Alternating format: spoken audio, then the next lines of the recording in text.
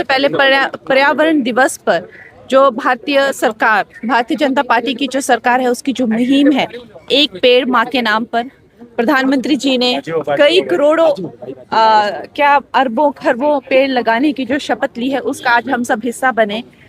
हमेशा की तरह एक पेड़ माँ के नाम हमने उड़ीसा की इस पवित्र भूमि पर भुवनेश्वर में आज मैंने लगाया है। उसका मुझे मौका मिला, उसके लिए मैं बहुत धन्यवादी हूँ।